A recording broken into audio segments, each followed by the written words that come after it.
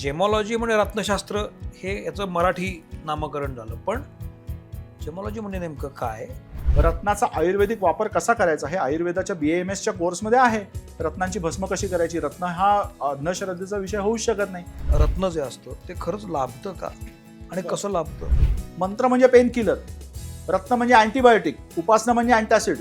2-3 पिढ्या यांच्याकडे इतका रत्नांचा वापर दिसत नाही, पण अलीकडच्या काळात हा वापर का वाढला? की ह्याचा तू उल्लेख मला वेदिक मध्ये संदर्भ दाखवू शकतोस का? तर सॉरी बाबा. नीलम बद्दल पण बोललात, तर पाचू बद्दलचा रेफरन्स हो. आलेला आहे. ही जी रत्न आहेत ना, ही रत्न आणि यांची वैशिष्ट्य सांगा ना मला. तो अनट्रीटेड अनहिटेड जर असेल, सिलोन मध्ये पण हिटेड येतात, 2.5 3 करोड 5 करोडचे पण बघितलेले. रत्नाचा दर्जा कसा आहे? दर्जावर पण असतात का गोष्टी? हो. आणि दर्जा कसा ठरवायचा? हा, इकडच्या काळामध्ये क्रिस्टल्स घालायचं एक नवीन काढायला. आणि हा species काय of प्रकार आहे crystals. आणि हा खरंच किती खरा हो आहे? हो, करोडोंमधला पाचू असेल ना तरी सुद्धा तुम्हाला त्याच्यात जिरम मिळणार असणारच आहे. 100%. नाही तर काच येते. सर्वसाधारणपणे माणूस निगेटिव्हिटीकडे लवकर जातो, तर रत्न निगेटिव्ह एनर्जी लवकर घेतं का? हे रत्न घातल्यानंतर मला ते लाभतंय किंवा लाभत नाही हे कसं कळतं? सुंदर प्रश्न आहे.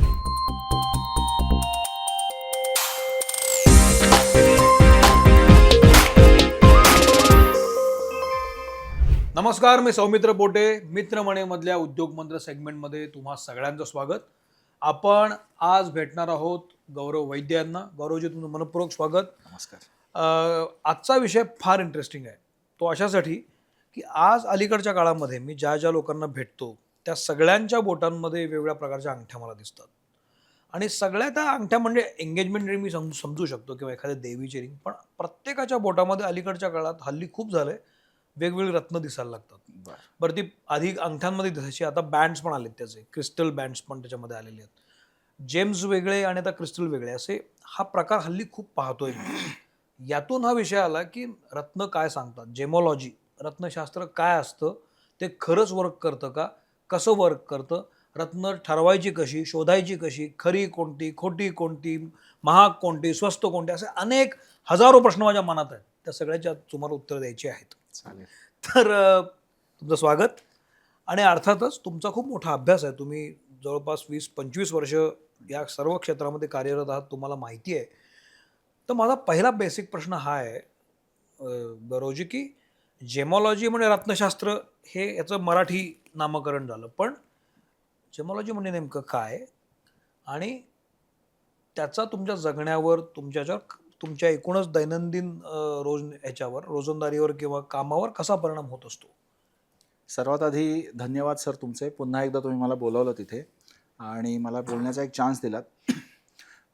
कसं आहे सर, जेमॉलॉजी हा विषय खूप वास्ट आहे. सायंटिफिक विषय आहे हा सगळा, विज्ञाननिष्ठ विषय आहे हा सगळा. आणि बेसिकली जेमॉलॉजीचा डायरेक्ट आयुर्वेदाशी संबंध आहे रत्नांचा. आणि तो कसा आहे आणि रत्न आपल्या शरीरावर कशी काम करतात हे तुम्हाला त्याच्यात मी सांगण्याचा एक प्रयत्न करीन. जे काय तुम्हाला सगळं आवडेल ते माझ्या गुरूंचं असेल, ज्या काय चुका झाल्या तर माझ्या असतील, कारण हे सगळं गुरूंचं ज्ञान आहे. तर सगळ्यात मोठी गोष्ट असे की सायन्स ऑफ जेम्स, जेमॉलॉजी म्हणजे रत्नाचं परीक्षण करण्याची सायंटिफिक पद्धती म्हणजे जेमॉलॉजी.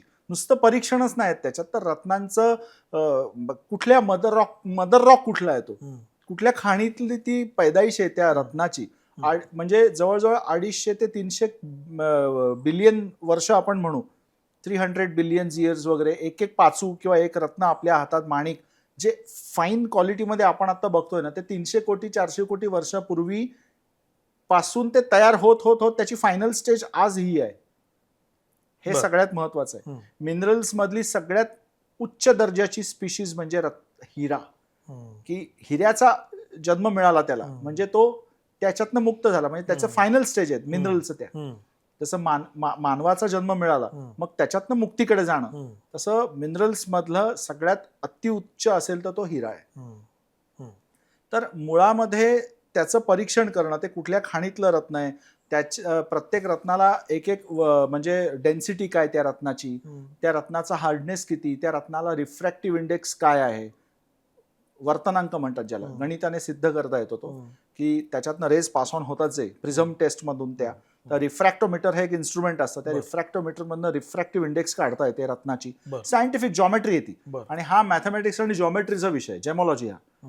त्याच्यातनं त्या रत्नाची गुणवत्ता, quality, cut, colour, clarity, carat, 4C factor, Correct. Carat म्हणजे वजन, तर हे त्याचे काय आहेत त्याच्यानुसार. ह्याला वैदिक नॉलेज नाही आहे कुठलं. कोणी असा प्रश्न विचारू नये की ह्याचा तू उल्लेख मला वेदिक मध्ये संदर्भ दाखवू शकतोस का, तर सॉरी बाबा, ह्याचा वेदिक ह्याच्याशी संबंध असेलही नसेलही. माझा अभ्यास ह्याचा सायन्स ऑफ जेम्सचा हा असा झालेला आहे की त्याचं प्रयोगशाळेमध्ये मी लॅबमध्ये अभ्यास केला आणि परीक्षा दिली आणि त्यानुसार अगदी म्हणजे जवळजवळ 5-5, 7-7 लाख रुपये फी असते या कोर्सची.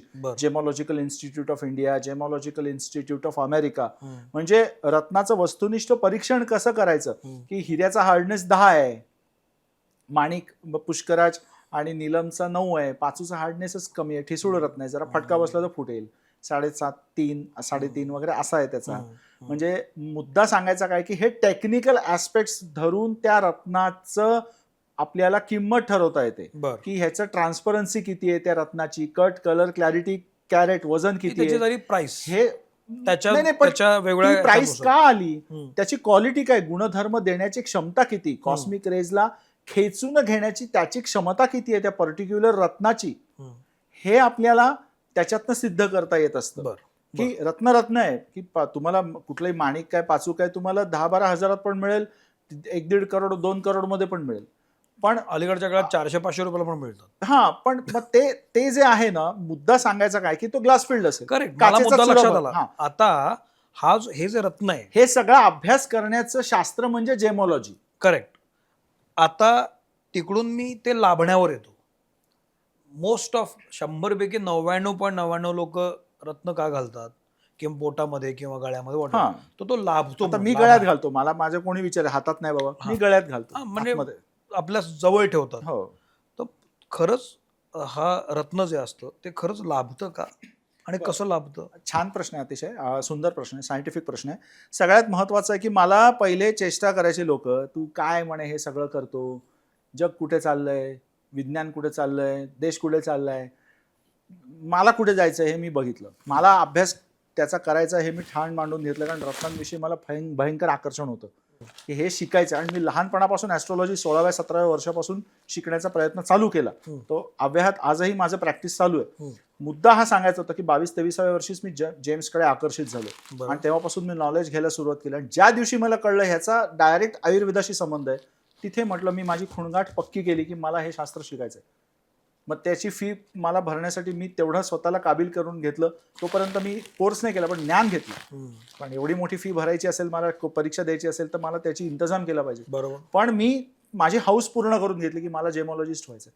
मग त्यासाठी कारण त्याच्या सायन्स आहे की एवढ्या लांब तो ग्रह आहे, करोडो किलोमीटरवर, तुझ्या हातात तू रत्न घातल्याने, गळ्यात घातल्याने त्याचा काय तुझ्या आयुष्यावर परिणाम होणार रे. बरोबर. कोणाला पुरोगामी व्हायचंय त्यांनी पुरोगामी राहा, कोणाला प्रतिगामी व्हायचंय त्यांनी प्रतिगामी राहा.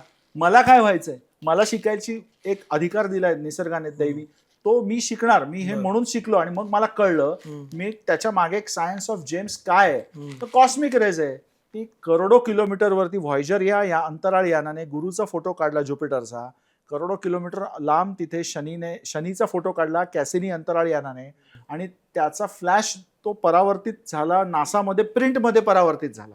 मग तो कसा काय झाला, तिथून काढलेला फ्लॅश त्या ग्रहाच्या जवळनं प्रिंट नासामध्ये येते.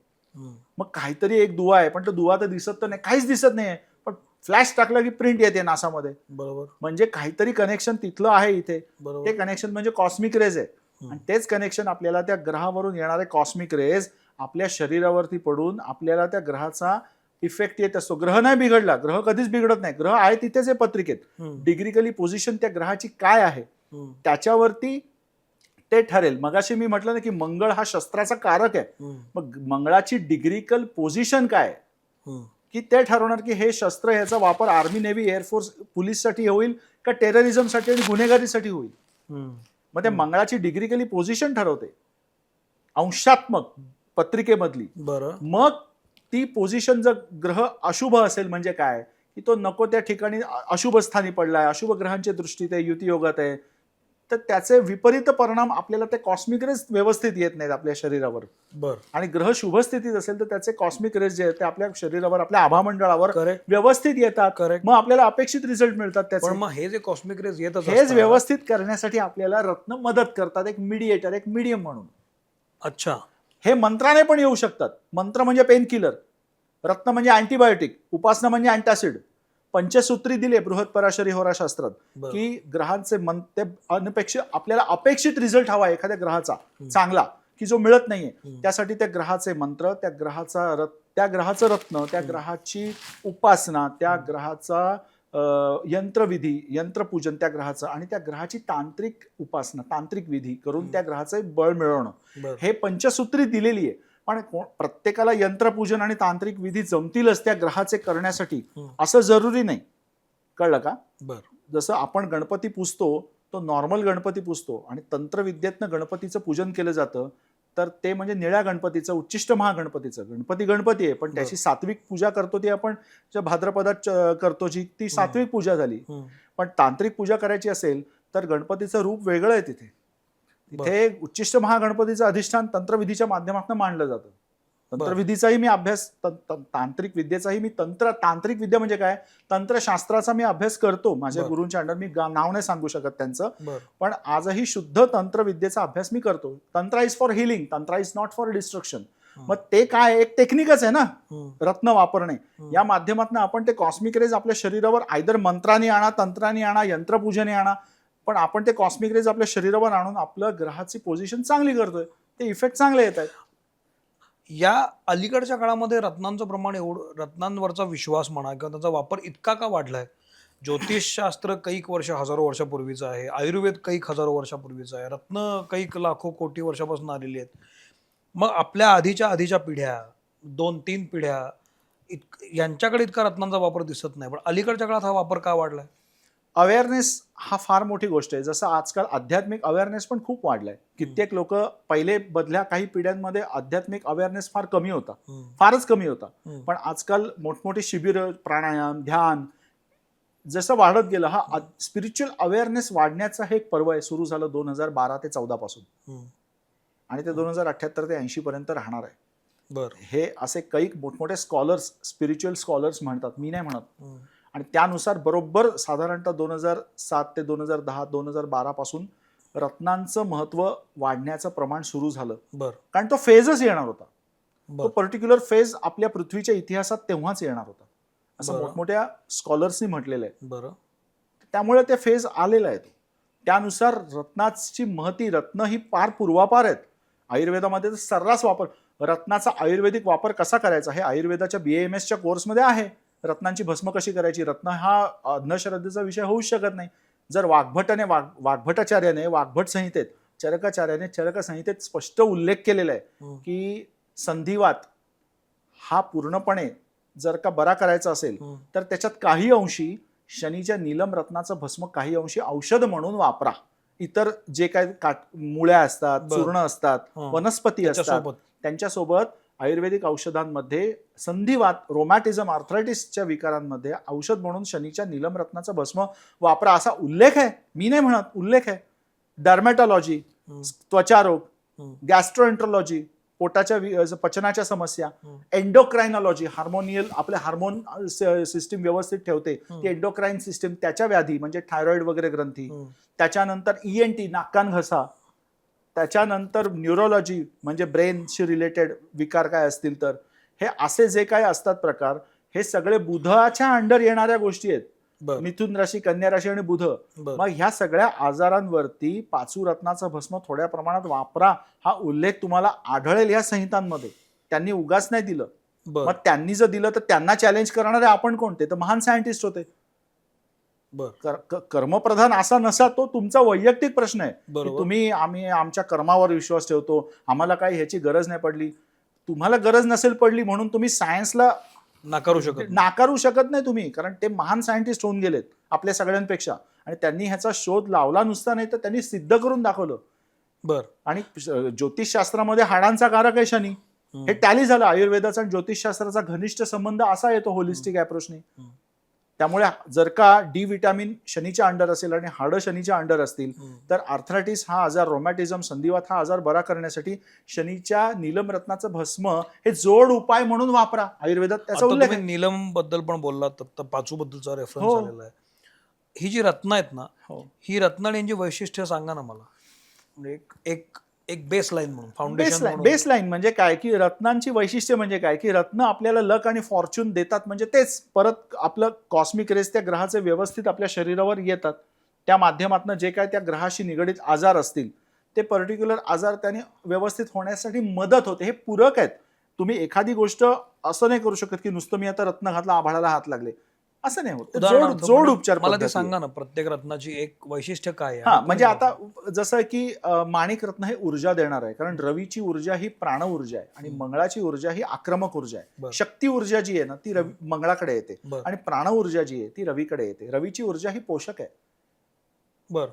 एखादा बॉम्बलास्ट होणं आणि फाडकन एखादं म्हणजे भस्म होणं एखादी गोष्ट ही मंगळाची ऊर्जा आहे. वीज खाडकन चमकणे आणि पडणे आणि आग लागणे ही मंगळाची ऊर्जा आहे. पण आपण शेकोटी पेटवतो, गॅस पेटवतो आणि स्वयंपाक करतो, ती पोषक ऊर्जा आहे, ती हानिकारक ऊर्जा नाहीये. त्याने अन्नाचं निर्मिती होते, ती रवीच्या अंडर येते. बरं. आणि एखादी शेकोटी लागलेली आहे त्याने आपल्याला ऊब मिळते, ती गुरुची ऊर्जा आहे. ते धनुराशीचं अग्नितत्व आहे. स्वयंपाकासाठीचं लागणारं जे ज्वलन आहे, इंधन आहे, ते रवीचं अग्नितत्व आहे. आणि एक घाव दोन तुकडे बॉम्बलास्ट होऊन गोळीबार होऊन रक्तपात झाला आणि भस्म झालं, स्फोट झाला, बॉयलर फुटला जोरात, म्हणजे ते मंगळाचं अग्नितत्व आहे, संहारक अग्नितत्व आहे मंगळाकडे. मग हे जे आहे तेच त्या रत्नांमध्ये वापरलेलं आहे, की रवीचं माणिक रत्न घातल्याने काय होतं, तुमची प्राण ऊर्जा वाढते. स्पायनल कॉर्ड रवीच्या अंडर येते, सिंह राशीच्या अंडर येते. स्पाईनचे विकार किंवा हृदयाचे विकार, हृदय रवी आणि चंद्राच्या अंडर येतं, त्यामुळे हृदय रिलेटेड म्हणजे हार्ट डिसिजेस त्याच्यात माणिक रत्नाचं भस्म असतं. माणिक रत्नाने कॉन्फिडन्स वाढतो, कारण रवी हा कॉन्फिडन्सचा कारक प्लॅनेट आहे. ज्याला कॉन्फिडन्स नसतो रवी डल असतो त्याचा पत्रिकेत. आपण टीका नाही करू कोणावर, हे काय, आपल्याला अधिकार नाही दिला. आपण आपली कर्म खराब करून घेऊ नये. एखादी व्यक्ती वाकत असते, त्याच्या ग्रह राशी नक्षत्रांनुसार व्यक्त होत असते, त्याचा कॉन्फिडन्स कमी आहे ना, मग तो वाढवण्यासाठी आपण माणिक रत्नाचा वापर करू शकतो जोड उपाय म्हणून. पण मग असा कॉन्फिडन्स कमी असलेल्या व्यक्तीवर माणिक घातल्यामुळे फरक पडतो? नुसता त्याच्यावरती माणिक घातलं म्हणून त्याचे हात आभाळाला लागले असं नाही. परत जोड उपचार पद्धती आहेत, कारण रवीची ऊर्जाच ही ऊर्जा आहे ना, आत्मिक ऊर्जा आहे. त्याची आत्मिक ऊर्जा कमी असेल तर त्याला माणिक जर सूट होणार असेल, रवी पत्रिकेला अशुभच असेल तर ते माणिक घालून काय फायदा नाही. हे पत्रिका टू पत्रिका आहे. बरं. पत्रिकेत रवीची पोझिशन काय बघायला लागेल, की त्याला माणिक रत्न घालून फायदा होणार आहे का.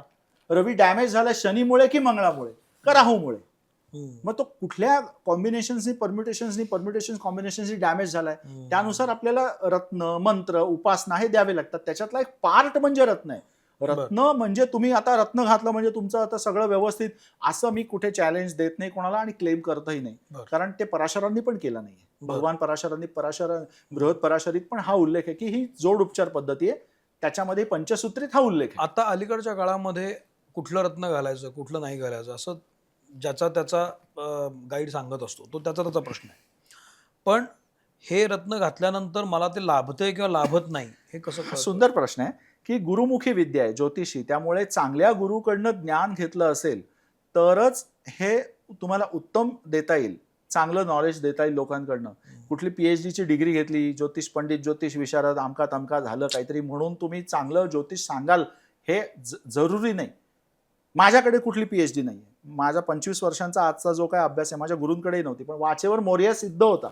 माझे कैक असे गुरु होते की ज्यांना खरोखर जे बोलायचे ते सिद्ध व्हायचं. त्यांनी मला गुरु शिष्य परंपरेतनं ही दिलेली आहे की लिव्हरचा सिरोसिस कसा ओळखायचा, ओव्हरियन कॅन्सर कसा ओळखायचा, हे मला त्यांनी शिकवलेलं आहे. त्यानुसार ते ग्रहयोग, की ही व्यक्ती लॉ करून जज होईल का लॉ करून प्लीडिंग करेल क्रिमिनल लॉ मध्ये का आर्बिट्रेशनला जाईल, हे ग्रहयोग डिफर कसे होतात हे त्यांनी शिकवलं. इलेक्ट्रॉनिक्सची पत्रिका काय सांगते आणि मेकॅनिकल इंजिनिअरिंगची पत्रिका काय सांगते हे त्यांनी शिकवलं म्हणून आलं. मग त्यानुसारच मी सांगतोय की ज्याच्या गुरुनीच त्याला शिकवलं नाही तर तो रत्न त्याच्यानुसारच सांगणार. पण आयडियल काय आहे की आयडियल रत्न कसं सजेस्ट करावं, तर योगकारक प्लॅनेट प्रत्येक कुंडलीमध्ये एखादा किंवा दुसरा ग्रह, दोन किंवा एक तरी ग्रह योगकारक असतोच असतो. काय काय कुंडल्यांना 2 असतात, काय काय कुंडल्यांना एक ग्रह योगकारक पण असणारच असणार. योगकारक म्हणजे काय, तर केंद्र कोणाधिपती आपल्या पत्रिकेत जी केंद्रस्थान आहेत 1 4 7 10, एक म्हणजे फर्स्ट लग्न हाऊस असेंडंट, चतुर्थ स्थान, 7वं स्थान, 10वं ही केंद्रस्थान आहेत. आणि कोणस्थान म्हणजे 1, 5 आणि 9 ह्यांना कोणस्थान म्हटले. प्रथम स्थान हे केंद्रस्थान पण आहे आणि कोणस्थान पण आहे. पंचम स्थान आणि नवम स्थान. पंचम आणि नवम स्थानाला लक्ष्मी स्थान पण म्हटलं गेलेलं आहे. ह्या जन्माचं भाग्य जे असतं ते नवमावरून बघतात आणि नवम स्थानावरून 9 आकडे मोजले तर पंचम स्थान येतं. गतजन्मीचं स्थान आहे ते नवम स्थान, गतजन्मीचं भाग्य पंचमावरून मोजतात. त्यामुळे लक्ष्मी स्थान आहेत ही स्थानं बिघडली तर व्यक्ती कंगालच असते. आयुष्यात किती पैसा वडलोपार्जित असेल तरी टिकणार नाही. पंचम स्थान धनस्थान जर बिघडलं असेल तर व्यक्ती करोडपती घराण्यात जन्माला आली तरी आईबापाची मिळकत टिकवत नाही, सगळं वाया जातं. अशी काही उदाहरणं मिळतील तुम्हाला की अरे ह्याच्या आई वडिलांनी किती कमावून ठेवलं होतं आणि ह्याला ते टिकवता नाही आलं, कारण ह्याच्या पत्रिकेत 5th आणि 9th हाऊस बिघडलेलं आहे. हीच गरीब कुटुंबात जन्म झाला, पण धनस्थानाचे पंचम स्थानाशी नवम स्थानाशी परत नुसतं नाही, शुक्रचंद्र पण पाहिजे. ऐश्वर्याचा कारक शुक्र आहे, पैशाचा कारक शुक्र आहे, चंद्र आहे. गुरु तो टिकवून ठेवणारा ग्रह आहे, टिकवणं गुरुच्या अंडर येतं. तर हे सगळं असेल तर गरीब घराण्यात जन्म होऊन देखील कसं करोडपती झालेत व्यक्ती स्वतःच्या पायावरती उभं राहून. पत्रिका वगैरे काय बघायची गरज नाही, पण ते योगच आहेत त्यांच्या पत्रिकेत की त्यांनी कर्मच अशी केलेत गतजन्मात की ते रस्त्यावरून रंकाचे रावच होणार आहेत. मग ते तसं होणारच. मग त्या 1, 5, 9ची रत्न घालणे काय काय लोक म्हणतात किंवा एक केंद्रस्थान हे प्रत्येकाचं प्रत्येकावर आहे. पण मी माझ्या गुरुजींनी मला जसं शिकवलं, मी काही गुरूंकडे अभ्यास केला ज्योतिषशास्त्राचा, तर माझ्या चांगल्या गुरूंनी मला जे काय सांगितलं, बृहद पराशरी होराशास्त्र, पराशरांनी लिहिलेली, लघु पराशरी, मंत्रेश्वरांनी लिहिलेला फलदीपिका, भावार्थ रत्नाकर, जातक पारिजात, बृहद जातक, हे जे महान ग्रंथ आहेत हे ऑथेंटिक ग्रंथ आहेत. ह्याच्यात जो उल्लेख आहे त्यानुसार मी ज्योतिषशास्त्राचं प्रेडिक्शन घेण्याचा प्रयत्न करतो. 4 भिंतीत बसून लिहिलेल्या लोकांनी लिहिलेली पुस्तकं वाचून 4 फुटकळ डिग्र्या करून कोर्सेस मांडून टेबल टाकून ज्योतिषशास्त्राचा धंदा मांडला जातो. आज मी टीका नाही करत कोणावर, पण ह्या माध्यमातून तुम्हाला मग इफेक्ट येणार नाही. मग हे तुम्ही वापरून बघा, हे रत्न वापरून बघा. का वापरून का बघा, मी म्हणेन का तुला कॉन्फिडन्स नाही? करेक्ट. तुम्हाला उद्या जर का मी सांगितलं कोणी डॉक्टरांनी एमॉक्सिसिलिन ट्रायहायड्रेट पोटॅशियम क्लॅव्हिलिनेट ऑगमेंटिन 625 हे अँटीबायोटिक जरा वापरून बघा, 4-5 दिवसांनी भेटू आपण. मला डाऊट येईल नक्की माणसाचा डॉक्टर आहे का गुराचा डॉक्टर आहे.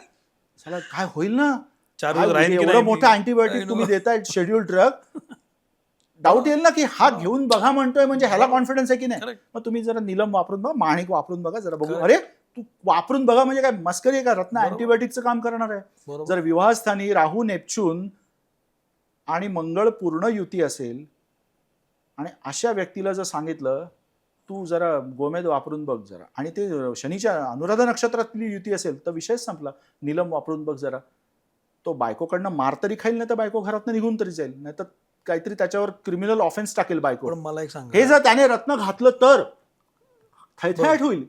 पण इतका पण ते शुद्ध असेल तर, पण इतका फरक पडतो. पण ती काच असेल किंवा ते निकृष्ट दर्जाचं असेल तर तेवढा इफेक्ट नाही येणार. ते ट्रीटमेंट दिलेलं हिटेक, आता येऊ आपण त्याच्यावर ट्रीटमेंट म्हणजे काय.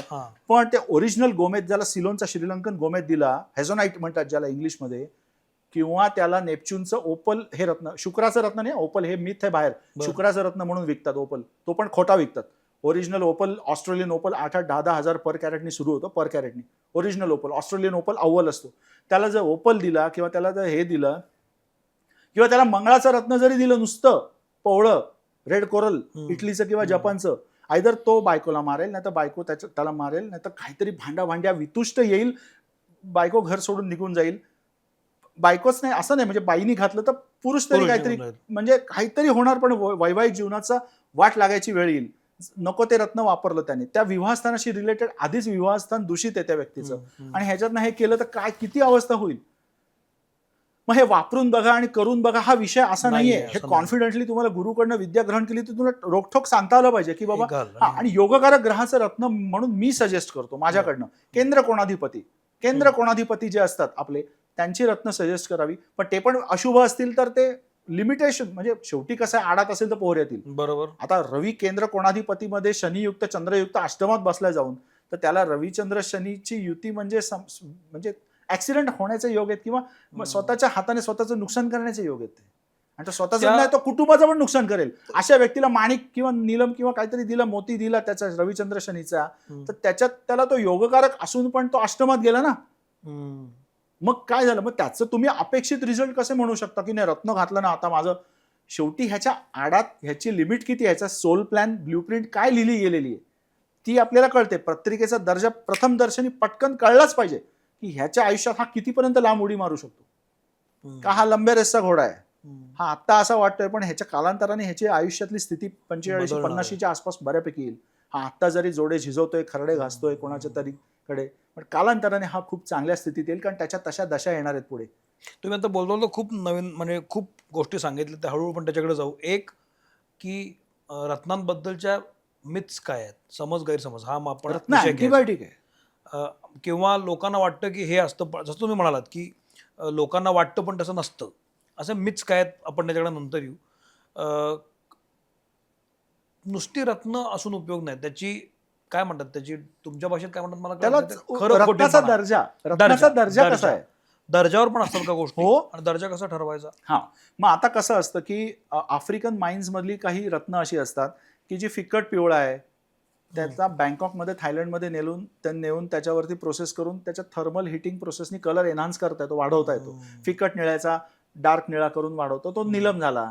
फिकट पिवळ्याचा पुष्कराज जो आहे तो आहे ओरिजिनल, खाणीतलं मिळालेलं आहे, खोटं नाही, आहे नॅचरल, पण त्याच्यावरती हिटिंगची ट्रीटमेंट दिली, थर्मल हिटिंग प्रोसेसनी तो कलर एनहान्स केला.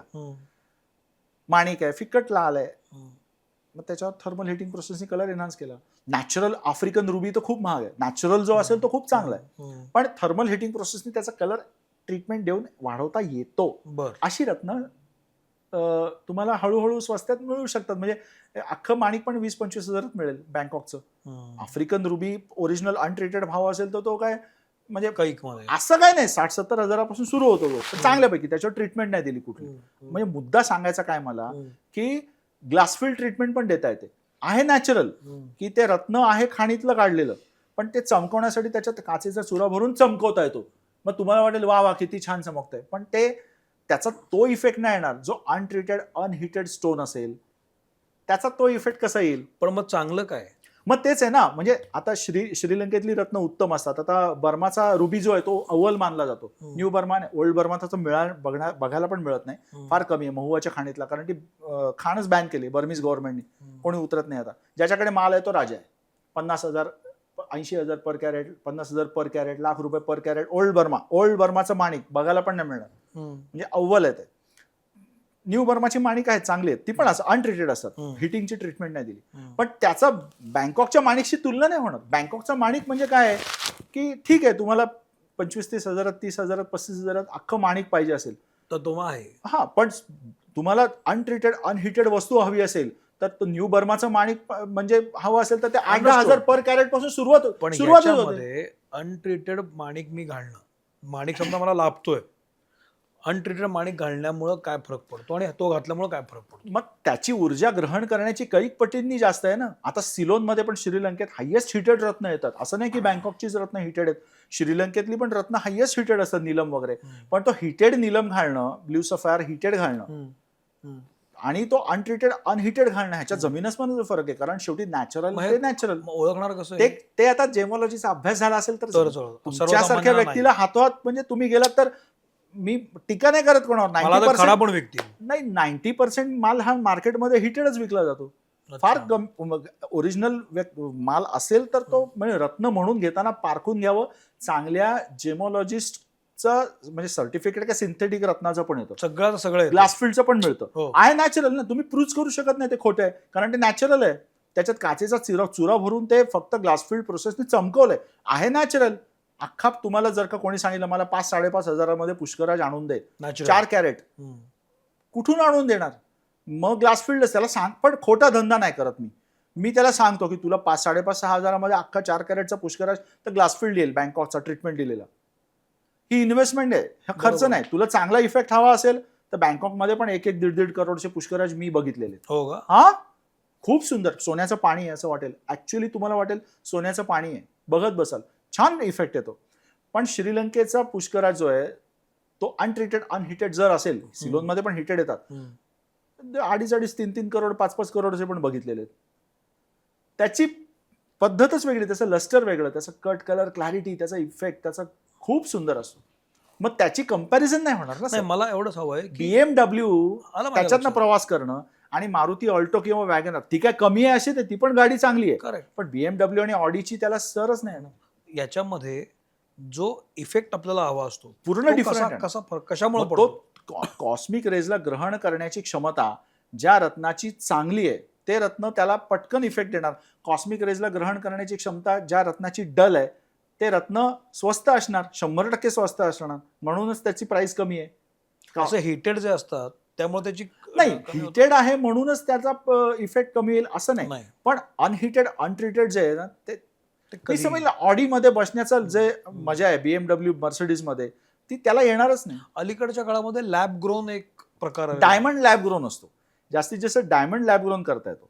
बाकी तुम्ही ही रत्न जी आहेत ही ट्रीटमेंट दिलेलीच असतात. लॅब ग्रोन म्हणजे डायमंड होऊ शकतो, पण त्याचा काही फरक पण पडत नाही. होतो ना. आज शेवटी नॅचरल डायमंड तर नॅचरल डायमंड ना, नॅचरल वस्तू आहे ती. लॅब ग्रोन जो डायमंड असतो तो घातल्यामुळे फरक पडतो. जो नॅचरल डायमंडचा इफेक्ट आहे तो कसा तो येईल नाही त्याला, येणार. कसा येणार? तोच फरक आहे ना, की नॅचरलिटी डज मॅटर. मग एखादं रत्न घातल्यावर मला आयुष्यात फरक पडायला लागलाय हे मला कसं कळतं? आपल्या पहिले म्हणजे आपल्या मेंटॅलिटीमध्ये फरक पडतो, आपल्या मानसिकतेमध्ये फरक पडायला लागतो. कारण ग्रहांची रत्न आपल्या शरीरावर आभामंडळात कॉस्मिक रेज ते पास ऑन करत असतात, त्यानुसार आपली मनस्थिती बदलायला सुरुवात होते. म्हणजे अपेक्षित रिझल्ट मिळणं म्हणजे काय शेवटी तर तोच आहे की तुमचा एखाद्याचा गुरु त्याला काम देत नाही, व्यवस्थित त्याला इफेक्ट देत नाहीये, तर गुरुचं रत्न घातल्यावरती काय होणार आहे की त्याच्या शरीरावरती गुरु या ग्रहावरून येणारे कॉस्मिक रेज व्यवस्थित यायला लागले. ह्याचा अर्थ असा झाला. मग अपेक्षित त्याला गुरुनी जे काय गोष्टी अडलेल्या, गुरु संततीचा कारक आहे, गुरु स्थावरादी स्थैर्याचा कारक आहे, गुरु वृद्धीचा कारक आहे, आयुष्यातल्या प्रॉस्पेरिटीचा कारक आहे. मग जिथे त्याची प्रॉस्पेरिटी अडली होती त्याला त्याचा इफेक्ट यायला हळूहळू सुरुवात होणार, प्रोव्हाइडेड ते रत्न गुरु पत्रिकेला शुभ हवा. आपण पत्रिकेलाच गुरु अशुभ असेल आणि कोणीतरी कुडमुड्या ज्योतिषाने त्याला काहीतरी सांगितलं आणि नको त्या माणसाकडनं रत्न विकत घेतलं तर तो इफेक्ट नाही येणार. म्हणजे गुरुचं रत्न थोडक्यात डायबिटीस देईल जर गुरु अननेसेसरीली वापरलं पुष्कराज रत्न. एवढा इम्पॅक्ट होतो? 100% होणार. कारण का होणार? कारण की ओरिजिनल रत्न वापरलं तुम्ही आणि गुरु पत्रिकेला अशुभ आहे आणि डायबिटीसचा प्रमुख कारक आहे गुरु. ग्लुकोजचं ज्वलनच नाही झालं आणि ग्लुकोज शरीरभर पसरलं तर प्रसरण करणारा गुरु आहे, त्याचं ज्वलन नाही झालं अग्नी तत्वाने, इन्शुलिन प्रोव्हाइडच नाही झालं, म्हणजे गुरु शुक्राच्या अंडर येणारा डायबिटीस हा आजार आहे. मग त्याच्यावरती त्या व्यक्तीला पण एक रत्न घातल्यामुळे एवढा फरक पडतो? पण तेच आहे ना, एक रत्न म्हणजे रत्नच अँटीबायोटिक आहे. एक गोळी घेतल्याने जर फरक पडणार तर एक रत्न घातल्याने का नाही फरक पडणार? म्हणजे जर नको, जिथे जपान सारखा देश आहे जिथे अर्थक्वेक प्रोन एरिया आहे तिथे तुम्ही सिमेंट कॉन्क्रीटने बांधायला काही गेलं तर ती बिल्डिंग कधी पडेल त्याचा नेम नाही. मग डायबिटीस प्रोन माणूस आहे, कळतंय की क्लिअर कट डायबिटीस होण्याचे चान्सेस पुढे दिसत आहेत. नाही आमच्या घराण्यात नाही कोणाला, तुझ्या घराण्यात असो नसो तुला होऊ शकतो, पण मग तो लाईफस्टाईल ओरिएंटेड डिसीज झाला. असू शकतो. षष्ठ स्थान हे लाईफस्टाईल ओरिएंटेड आजार दाखवतं आणि अष्टम स्थान कुंडलीतलं हे क्रॉनिक आजार दाखवतं, जे व्यक्ती घेऊन येते जन्मता. जुवेनाईल डायबिटिक हा अष्टम स्थानावर बघतात, लाईफस्टाईलमुळे होणारा डायबिटीस जो आहे तो षष्ठावरून बघतात. याच्यामध्ये मग जी तिथे आगीत तेल ओतलं आणि त्याला जर पुष्कराज दिलं, पुष्कराज काय कोणी घालावा? का कोणी घालावा? मी म्हणेन त्याला आर्ग्युमेंट मी करीन, बर का कोणी घालावा? तुझा अभ्यास अपुरा आहे म्हणून तू लोकांचे असे धिंदोडे काढणार का? असं करू नका. शेवटी कर्म भोगायला लागतील, या इथेच फेडायला लागतात ती. चांगला आणि त्याला डायबिटीस शूट झाला आणि त्याचे इन्शुलिन त्याला मिळालं नाही, त्याला ब्रेन स्ट्रोक आला किंवा हार्ट अटॅक आला तर त्याची जबाबदारी तू घेणार? मला एक सांगा, चांगलं रत्न ओरिजिनल नॅचरल ओळखायचं कसं? हे सर्वसामान्य लोकांनी सर्वसामान्यांना तो अभ्यासच नाहीये, त्यामुळे हे म्हणजे शेवटी घ्यायलाच जाऊ नये. नाही असं नाही होऊ शकत. म्हणजे ज्याला- जेमॉलॉजिस्टला घेऊनच जावं. नाही जेमॉलॉजिस्टला पण तुमच्या खाते ते पण शेवटी एखादी गोष्ट तुम्हाला चांगलं कापड मिळणार आहे की नाही, चांगल्या दर्जाचं एखादी वस्तू मिळणार आहे. सोनं घ्यायचंय, चांगल्या सोनाराकडे तुम्ही गेलात तर ते तुमच्या नशिबात चांगलं सोनं, नाही तर मिलावटवालं सोनं मिळणार. कुठल्याही गोष्टीत रत्न हा एक इंडस्ट्री झाली, त्याच्यातली वस्तू झाली व्यापाराची.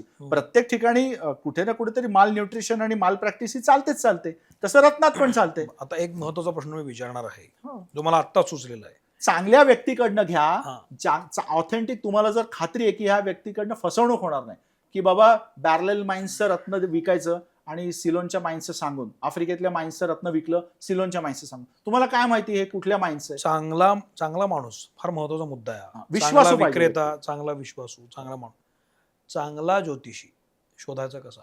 आता हे चांगला ज्योतिषी शोधणं किंवा हे समोरचा सुद्धा ज्या माणसाकडे मी गेलोय तो माणूस वर्थ आहे हे त्याचे काही सिम्पटम्स किंवा काही असतात ह्याचे हे का? आपल्या शेवटी नशिबात असायला लागतं. चांगल्या डॉक्टरकडे मी जाईन आणि फर्स्ट ह्याच्यामध्येच मला न लुबाडता तो डॉक्टर चांगली ट्रीटमेंट देईल, हे शेवटी त्या व्यक्तीच्या नशिबात असायला लागतं की हा लुबाडलाच जाणार डॉक्टरांकडनं का हा याला फर्स्ट हँड मध्ये ट्रीटमेंट मिळणार. काय होतं सर, सगळ्या गोष्टी नशिबावर घालून कसं नाही, चालेल? पण त्याच्या नशिबात असेल तर त्याला मिळेल देखील ना.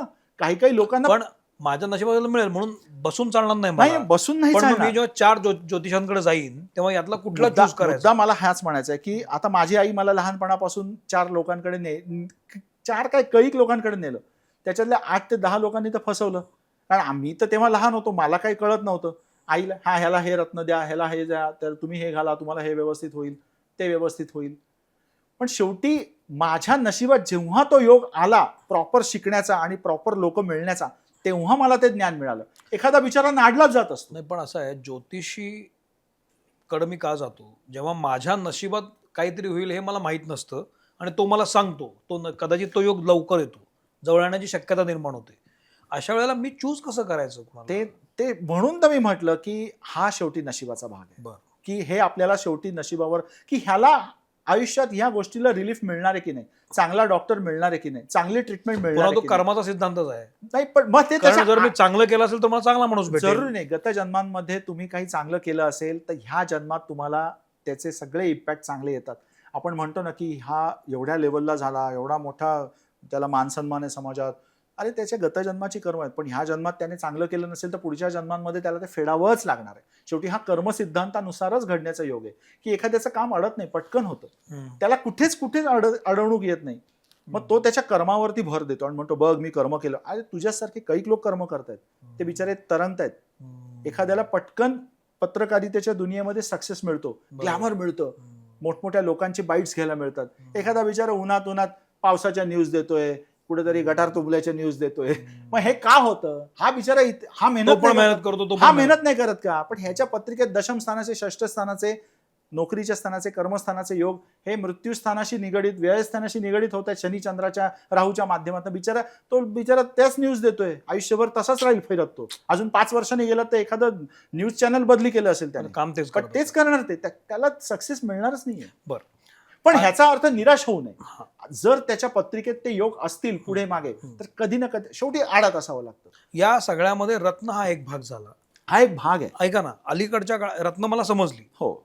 अलीकडच्या काळामध्ये क्रिस्टल्स घालायचं एक नवीन फॅड आलंय हा. की क्रिस्टल्स करतात उपरत्न आणि स्पीशीज ऑफ जेम्स आणि हा स्पीशीज काय ऑफ प्रकार आहे आणि हा खरंच किती खरा हो आहे? हो. स्पीशीज ऑफ जेम्स म्हणजे नवरत्न आणि स्पीशीज ऑफ क्रिस्टल्स म्हणजे उपरत्न.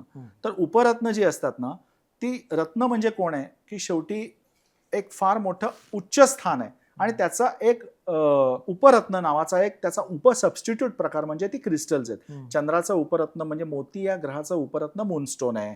पुष्कराज या रत्नाचं उपरत्न सिट्रीन आणि टोपाज आहे.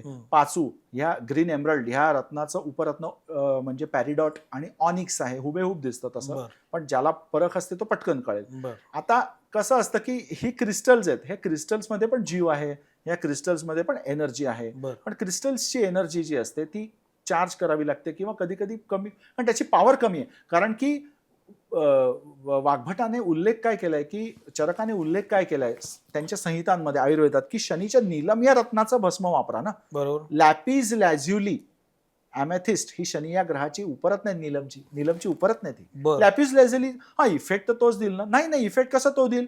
बरोबर. तुला पोचवायचं काम ते करेल, बरोबर. पण ते पोचवल्यावर ते पटकन रिव्हर्स म्हणजे त्याचं पॉवर पण तेवढीच कमी होणार, कालांतराने कमी होणार. पण नीलमचं भस्म वापरा, लॅपिस लॅझ्युली या रत्नाचं भस्म करून वापरा असा उल्लेख नाहीये वाग्भट संहितेत. मग ह्याच्यातच त्याचं महानता आली. पण एखाद्याला परवडतच नाहीये. इम्पॅक्ट होतो ना, का नाही होत? इम्पॅक्ट होतो पण कमी होतो आणि पटकन होऊन निघून पण जातो. तेवढा म्हणजे क्रिस्टल्स हे वाईट नाहीत वापरायला, तुम्ही वापरू शकता, पण तुम्ही त्याची ते म्हणजे लाख रुपयाची नोट आहे आणि हे म्हणजे चारण्याचं नाणं नाही आपण म्हणणार, पण आयदर 20 रुपयाची नोट म्हणू, 50 रुपयाची नोट म्हणू, पण त्याचं लाख रुपयाच्या नोटेशी हे कंपॅरिझन नाही होणार, शक्यच नाही. या सगळ्यामध्ये रत्नांबद्दलचे काही लोकांमध्ये मिथ्स असतील तुमच्या कानावर आलेले की लोक समजतात पण तसं नसतं. लोकांना, आपल्या प्रेक्षकांना शहाणं करणाऱ्या काही टिप्स सांगाल का रत्न वापरतानाच्या? म्हणजे काय? म्हणजे असं की असं म्हटलं जातं की अमुक रत्न अमुक अमुकशी आहे, पण असं नसतं. आत्ता असा ट्रेंड आहे की असं घातलं की असं होणं किंवा या रत्नाबद्दल अशी एक हे आहे काय गैरसमज आहे, पण असं नाही आहे. असं काही 2-3 गोष्टी सांगू शकाल जी आता मिथ चालू आहे समाजात, पण तसं नसतं, असं सांगू शकाल? आज सगळ्यात महत्त्वाचं मी मगाशी म्हटलं की शुक्राचं रत्न म्हणून ओपल विकलं जातं. मुळात ओपल हे नेपच्यून या ग्रहाचं रत्न आहे. बरं. नेपच्यून या ग्रहाला राशी स्वामित्व नाहीये. अर्वाचीन ग्रह येतो न्यूमरॉलॉजीतनं आलेला. बरं. त्याला आपल्याकडे हजारो वर्षांपूर्वी आधीच आपण लोकांनी वरुण हे नाव दिलेलं आहे. आपण आधीच महान होतो. म्हणजे आपले सायंटिस्ट हे होते सगळे भृगु ऋषी वगैरे, यांनी पराशर ऋषी यांनी हे आधीच लावलेले शोध आहेत. पण ओपल हे रत्न शुक्राचं म्हणून विकलं जाणं हे खूप चुकीचं आहे. शुक्राचं झिरकॉन म्हणून एक रत्न आहे, ते उपरत्न आहे, क्रिस्टल येतो. बरं. तर ते डायमंडचे सबस्टिट्यूट म्हणून वापरू शकता तुम्ही, म्हणजे बरं. कोणाला वापरायचं असेल तर. किंवा मॉन्झोनाइट म्हणून एक स्टोन आहे की जो हुबेहूब डायमंड आहे. 9,000 कोटींचा जो स्कॅम झाला ना मोठा, जे व्यक्ती पळाली लंडनला स्कॅम करून 9,000 कोटींचा डायमंडचा स्कॅम केला, तर ते ओरिजिनल डायमंड सर्टिफाय केले गेले. पण ते डायमंड सर्टिफाय करताना खाली सर्टिफिकेट ओरिजिनल होतं, म्हणजे सही केली जेमॉलॉजिस्टनी, डायमंडॉलॉजिस्टनी, पण आतमध्ये हिऱ्याच्या ऐवजी मॉन्झोनाइट होता. कित्येक लोकांना माहितच नाही की त्यांच्या अंगावर डायमंड ज्वेलरी नाहीच आहे, तो मॉन्झोनाइट आहे. आजही त्यांनी घेताना डायमंड ज्वेलरी म्हणून घेतली आणि त्यांची फसगत झालेली आहे. 100% ते गळ्यामध्ये त्यांच्या हातात किंवा अंगावर जे काही आहे ते डायमंड नसून मॉन्झोनाइट आहेत. कारण 9,000 कोटीचा स्कॅमच मुळात डायमंडचा नसून तो मॉन्झोनाइटचा केला गेला. डायमंड सर्टिफाय करून लिहिले गेले, पण ते डायमंड नव्हते. मॉन्झोनाइट हे इतकं हुबेहूब रत्न आहे डायमंडचं की ते पहिल्या ग्रेडमध्ये उघड्या डोळ्यांनी पण तुम्हाला खाटकन बघताना डायमंड कळतो, पण उघड्या डोळ्यांनी पहिल्या ह्याच्यात असं सर्टिफाईड डायमंडॉलॉजिस्ट पण छाती ठोकून फाटकन नाही बोलणार की हा डायमंड नाहीये. तो पहिले लॅबमध्ये नेईल, कारण त्याच्या पण ग्रेड्स असतात मॉन्झोनाइटच्या. डायमंडॉलॉजी हा विषय वेगळा आहे, जसा जेमॉलॉजी. तर म्हणजे पण ते लोकांची फसगत होते ना. पण तुम्हाला उपरत्न म्हणून वापरायचंय, सबस्टिट्यूट म्हणून वापरायचं तर झिरकॉन वापरा, मॉन्झोनाइट वापरा, असं. पाचूबद्दलचा काही गैरसमज आहे?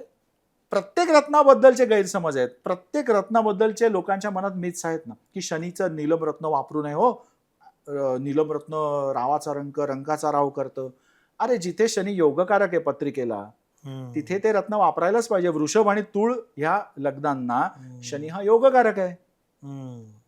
मग तिथे ते रत्न वापरल्याने, पण शनी शुभ पाहिजे तिथे पत्रिकेत. वृषभ लग्नाची पत्रिका आहे आणि शनी 12व्या स्थानी रवीच्या पूर्ण युतीत आहे आणि मंगळाची अशुभ दृष्टी आहे त्याच्यावर, तर तिथे शनीचं नीलम रत्न देऊन त्रास होईल. पण लोकांनी बाऊ केलाय त्या रत्नाविषयी. नाही नाही, नीलम आम्ही नाही घालणार. अरे तुला घालायला पाहिजे. कोर्ट मॅटरमध्ये अडकलंय प्रकरण. शनी कोर्ट मॅटरचा कारक प्लॅनेट आहे. 6ष्ठ स्थान हे कोर्ट मॅटरशी रिलेटेड आहे. शनीचं रत्न घातल्याने कर्ज शनीच्या अंडर येतं. लोन्स अँड लायबिलिटीज कमी होण्यासाठी शनीच्या रत्नाचा वापर केला जातो. पण प्रोव्हाइडेड ते योग असतील पत्रिकेत ना, तर जरूर करावा. मग घाबरून जाऊ नये, तिथे करायला पाहिजे. अरे ते औषध आहे. तू घाबरतो, मग तुझ्या मनात तुझी चुकी नाही. हे सगळ्या लोकांनी बुवाबाजीगिरी करून तोते लोक जे बसलेत कुडमुडे, त्यांच्यामुळे हे मिथ्स आले. लोकांना तर काहीच माहित नव्हतं. आणि मुळात आपल्याकडे संस्कृतमध्ये हजारो वर्षांपूर्वी आपल्या पूर्वाचार्यांनी ह्याचं सुंदर विवेचन करून ठेवलं. कुरुंदम हा शब्द आहे. मूळ शब्द काय? कुरुंदम. त्याचा वर्ड लॅटिन मध्ये येऊन कोरंडम झाला. Blue corundum. पण आपल्याकडे नील कुरुंदम हा संस्कृतमध्ये शब्द आहे ना, नीलमला. मग संस्कृत मधनच कोरंडम शब्द आला. लॅटिन ही भाषा संस्कृत वरून आलेली आहे. प्रूव्ह करता येतं. पीत कुरुंदम, पिवळा पुष्कराज, येलो कोरंडम. कोरंडम जातीचं रत्न आहे ना. माणिक, पुष्कराज, नीलम ही कोरंडम ह्या कॅटेगरीमध्ये येणारी रत्न आहेत. मग कोरंडम हा शब्दच कुठून आला? संस्कृत वरून आलेला आहे, कुरुंदम शब्दावरून. श्वेत कुरुंदम, पांढरा पुष्कराज. त्याला येलो सफायर, व्हाईट सफायर म्हटलं जातं. व्हाईट सफायर, मग मुद्दा माझा म्हणण्याचा हाच आहे की आपल्या पूर्वाचार्यांनी महान सायंटिस्ट होते. हे त्यांच्याकडे कुठल्या पीएचडी नव्हते आणि कुठलं काही नव्हतं, पण एवढे महान होते की यांनी आज्ञाचक्रावरून सगळ्या गोष्टी अंतर्ज्ञानाने बघून सगळं लिहून ठेवलं भगवान शिवाच्या कृपेने. आज हेच नॉलेज सगळं कॉपी पेस्ट करून आक्रमण झाली या हिंदुस्थानावर आणि ही सगळी बाहेर गेली. आपल्याकडे आर्यभट्टाने शून्याचा, भास्कराचार्याने शून्याचा शोध लावला. भास्कराचार्य महान ज्योतिषी आणि गणिती होते. पण अल्जिब्रा म्हणून आपण जे करतो, जी मुस्लिम आक्रमणं आपल्याकडे झाली, तर त्यांनी ते हुशार होते लोक. त्यांनी इथल्या संस्कृत ग्रंथांचा अभ्यास केला, संस्कृत भाषा शिकून घेतली, आपल्या अरेबिक भाषेत ते ट्रान्सफर केलं आणि त्याला नाव दिलं अल-जुबान. अल्जिब्रा म्हणून आज आपण जे शिकतो, ते अल्जिब्रा काय आहे? ते अरिथमेटिक आपल्या भास्कराचार्यांनी मांडून ठेवलं ना हजारो वर्षांपूर्वी. म्हणजे मुद्दा मला सांगायचा काय की मला त्या मुस्लिम संस्कृतीचा अपमान नाही करायचा आहे. तीही चांगली संस्कृती आहे, सभ्यता आहे. पण आपली सभ्यता ह्यांच्यापेक्षा काही हजारो पटींनी शक्तिशाली आहे, समृद्ध आहे. आणि आपल्याला त्यांचं मजा येते, त्यांचं सगळं ऐकून छान छान वाटतं. आता याच्यामध्ये तुम्ही जसं म्हणालात की रत्न ही जेमॉलॉजिस्टकडूनच तुम्ही पारखून घ्यायला पाहिजेत, जी ओरिजिनल आहेत किंवा जी खरी आहेत की नाही, नॅचरल खात्रीशीर ठिकाणाहून घ्या. आता हे बघा, हे ज्याच्या त्याच्या नशिबात आहे. बरोबर. मोठमोठ्या नामचीन ब्रँडेड ज्वेलर्समध्ये देखील हिटेड स्टोन विकले जातात. मी नाव नाही घेत कोणाचं.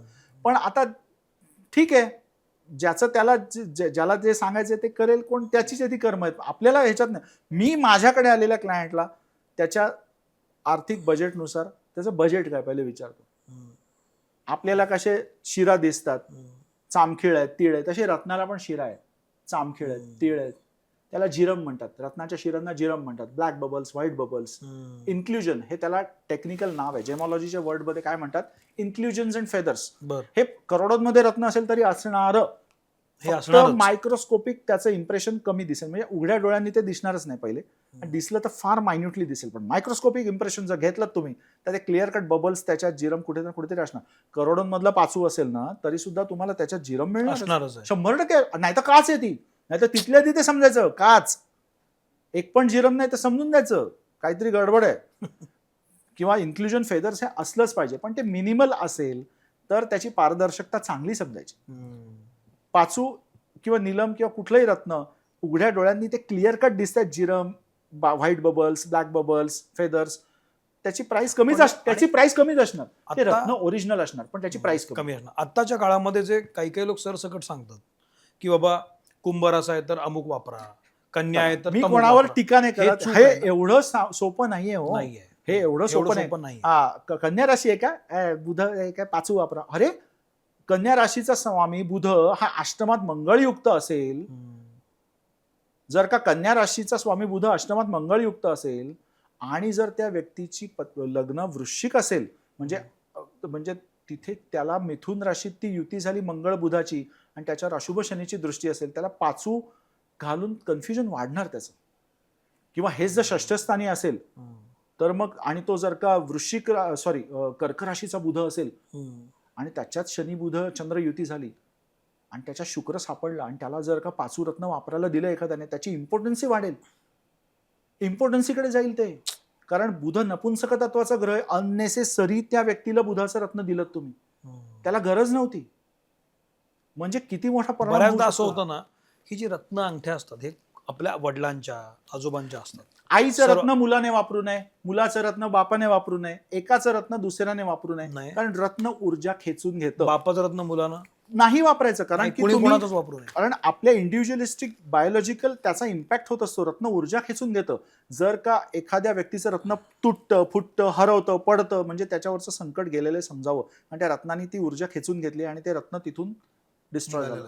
त्या स्मशानात वगैरे रत्न घालून जाऊ नये. ओली बाळंतीण असेल ना, सोयर लागलं असेल किंवा तिथे सुतक लागलं असेल, कोणी घरात मयत झालं असेल, अशा ठिकाणी 12 दिवसात जायचं तर जा, आपण रत्न काढून जा. गळ्यात घातलं असेल तर, मी तर गळ्यात घालतो, मी हातात घालत नाही. तर तुम्ही जे काय असेल रत्न ते शरीरावरचं काढून तुमच्या घरी ठेवा. जिथे जायचंय तिथे जा. अचानक बाहेरनं मला विचारतात, आता एअरपोर्टवर आहे पण कोणाची तरी न्यूज आले, कोणतरी गेलाय.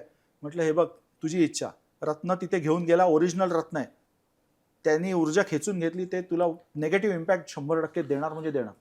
कारण रत्न ओरिजिनल आहे. पण मी तिथं जाणार थोड्या वेळासाठी, पण ऊर्जा खेचून घेणार ते घेणार. पण त्यानंतर आल्यानंतर माझा मी परत नॉर्मल झालेलो असतो ना, पण ते रत्न तेवढ्या वेळात ऊर्जा खेचून घेतं, काम करून टाकेल. कारण त्या रत्नात ऊर्जा खेचून घेण्याची क्षमता आहे. जर ते ओरिजिनल असेल तर. ते नसेल तर काय तू घाल. रत्नामध्ये पण माणसासारखेच गुणधर्म असतात का? ऊर्जा खेचून घेणार. सर्वसाधारणपणे माणूस निगेटिव्हिटीकडे लवकर जातो, तर रत्न निगेटिव्ह एनर्जी लवकर घेतं का? असं पॉझिटिव्ह निगेटिव्ह. आता जर का मी हिलर पण आहे, मी प्रश्न सिंपल आहे. जर मी रत्न घातलंय आणि मी एखाद्या सांत्वनाला गेलो, तिथं मी अर्धा तास थांबून परत आलो, मी ते सांगतो, तर उरलेले 23.5 तास मी बाहेर आहे, तर ते रत्न माझ्यावर पॉझिटिव्ह का काम करत नाही? मी सांगतो की मी आता रेकी ग्रँड मास्टर आहे, मी लामाफेरा मास्टर आहे, मी अशा हिलिंगच्या काही मॉडॅलिटीज मध्ये हिलिंग लोकांना देतो. दूरस्थ उपचार पद्धती, औषध बंद नाही करायचं, औषध चालू आहे, पण दूरस्थ उपचार पद्धती. त्याच्यामध्ये मी जेव्हा हिलिंग देतो रत्नांना, ती ऊर्जा इतकी अट्रॅक्टिव्ह, रत्न एवढी पॉझिटिव्हिटीनी त्याची ऊर्जा वाढते कॉस्मिक रेजला ग्रहण करण्याची. नॉर्मल रत्न आणि एखाद्या हिलिंग मॉडॅलिटीनी चार्ज केलेलं रत्न कैक पटींनी चांगलं देतं नॉर्मल रत्नापेक्षा. मग जर का पॉझिटिव्ह एनर्जी ते रत्न छान खेचून इफेक्ट देते. रोज तुम्हाला जप करायचा ना, रत्नावरती हात ठेवून जप करा. खूप सुंदर अजून त्याचा इफेक्ट येईल. त्या ग्रहाचा मंत्र पण त्याच्यावर हात ठेवून म्हणा, अजून छान इफेक्ट येईल. मंत्रविज्ञानाचा हा सिद्धांत आहे. पण ते रत्न जर का डेड बॉडी जवळ नेलं तर डेड बॉडी जवळ नेगेटिव्ह एनर्जीज जास्त असतात. तिथे असण्याचे चान्सेस आहेत हायर साईड. रत्न ती ऊर्जा खेचून घेणार. तुम्ही 2 मिनिटांसाठी संपर्क आला तरी 2 मिनिटं पण काफी आहेत त्याला, 2 सेकंद पण काफी आहेत त्याला. त्यामुळे काय होणार, नेगेटिव्ह एनर्जी खेचून घेतली गेली, ती एनर्जी इम्पॅक्ट करून. माझ्याकडे क्लायंटच्या अशा केसेस झालेल्या आहेत की अचानक उलटा इफेक्ट यायला लागला. मी त्याला थेट प्रश्न विचारला, तू डेड बॉडीच्या जवळ गेलो? स्मशानात गेलेलो. म्हटलं आता स्मशानात गेला असेल तर ते शुद्धीकरण करून घे. चुकून माकून झालं असेल ना तर शुद्धीकरण करून घे. माझं म्हणणं काय, शुद्धीकरण म्हणजे गोमूत्रात बुडव, त्याच्यावरती शुद्धपणे हे कर, काही गंगाजळ वगैरे असेल तर टाक आणि मग ते वापर. खडे मिठाच्या पाण्यात ठेव. पहिले म्हणजे ते खडे मिठाच्या पाण्यात ठेव. मीठ नेगेटिव्ह एनर्जी किल करतं. गोमूत्रात बुडव, स्वच्छ 2-3 दिवस ते ठेव, 5-6 दिवस, आणि मग वापर. त्याच्यावर जप कर आणि मग हे कर. किंवा हिलिंगची कुठली मॉडॅलिटी येत असेल तर त्या हिलिंगच्या मॉडॅलिटीने ते शुद्ध करून घ्यावं. अदरवाईज ते रत्न तसंच काही न करता घातलं तर त्याला ते नेगेटिव्ह इम्पॅक्ट देऊ शकतं. मी असा दावा नाही करत इथे जाहीर प्लॅटफॉर्मवरती की, पण चान्सेस आहेत हायर साईड. आणि रत्न ओरिजिनल असेल तर ते नेगेटिव्ह एनर्जी खेचून घेणार. म्हणून मी सांगतो काय की बाबा, जाणारा तर गेलाय, तो तुझ्यासाठी का माझ्यासाठी नाही थांबला. तू घरी जाऊन ते काढून आलास तर उत्तम. नसेल तर ऍटलिस्ट गाडीत तरी अशा ठिकाणी ठेव, कुठेतरी ठेव की जिथे तुला तो डायरेक्ट स्पर्श होणार नाही. स्वच्छ आंघोळ करून मग त्याच्या हे कर, बाकी काय नाही. म्हणजे हे शेवटी कसं आहे की रत्न किती पॉवरफुल आहे त्याच्यावर आहे. रत्न जर चांगलं असेल तर ते एनर्जी खेचून घेणार म्हणजे घेणार. वा, मला असं वाटतं की हा खूपच कॉम्प्लिकेटेड विषय आहे. कुठल्या अर्थानं की व्यक्ती तितक्या प्रकृती म्हणतो ना आपण, तशा कुंडल्या आणि त्याची जशी जन्म तशी कुंडली आणि कुंडली तसं त्याचं रत्नाचं स्थान. 2 गोष्टी मला एक महत्त्वाच्या वाटल्या. एक तर कुणाचं रत्न कोणी घालू नये, आणि दुसरी गोष्ट खात्रीशीर माणसाकडनंच ते घ्यावं. तुमचं नशीब तो खात्रीशीर असेल किंवा नसेल. पण मला तुमच्याशी बोलून फार बरं वाटलं. यातून गौरवजी त्यांचा अभ्यास आणि त्यांचा अनुभव हा दिसतो. त्यांचे कॉन्टॅक्ट डिटेल्स मी इथं स्क्रीनवर दिलेले आहेत, शिवाय डिस्क्रिप्शन बॉक्समध्ये पण दिलेले आहेत. तुम्हाला जर त्यांच्या बोलण्यामधून एक विश्वास वाटला आणि असं वाटलं की हा माणूस तो आहे ज्याला मला भेटलं पाहिजे किंवा ज्याच्याशी संपर्क साधला पाहिजे, तर तुम्ही त्यांना भेटू शकता. 20-25 वर्ष ते या क्षेत्रामध्ये कार्यरत आहेत, तर त्यांच्याशी जरूर संपर्क साधा आणि शंकेचं निरसन करा. अर्थात मुद्दा एकच आहे की आपण, कोणी व्यक्ती जेव्हा कुंडली दाखवतो, कोणी व्यक्ती जेव्हा रत्न घालतो, कोणी व्यक्ती जेव्हा क्रिस्टल घालते, ती का घालते तर तिचं जगणं सोपं व्हावं म्हणूनच घालते at the end of the day. So मला असं वाटतं की हे सगळं करण्यापूर्वी हे सगळं सांगणारा माणूस सच्चा असला पाहिजे. तो असेल तर बाकी सगळं सोपं होईल. तर इथं थांबतो. तुमच्या सगळ्यांचं जगणं सोपं व्हावं असं मला वाटतं. हा एपिसोड कसा वाटला मला जरूर सांगा. काही तुमच्या शंका असतील तर मला कमेंट बॉक्समध्ये सांगा. त्या मी जरूर गौरवजींपर्यंत पोचवेन. त्याची उत्तर आली तर तुम्हाला सांगेन. पण चांगले राहा, तब्येतीत राहा. थांबतो. भले ते घडो. थँक्यू गौरवजी. Sir, thank you. खूप धन्यवाद मानतो तुमचे की तुम्ही मला इथे पुन्हा बोलवलं. आणि जे काय होतं ते माझ्या गुरूंचं होतं. त्यामुळे जे काय सगळं चांगलं आवडलं असेल ते माझ्या गुरूंचंच आहे. थँक्यू.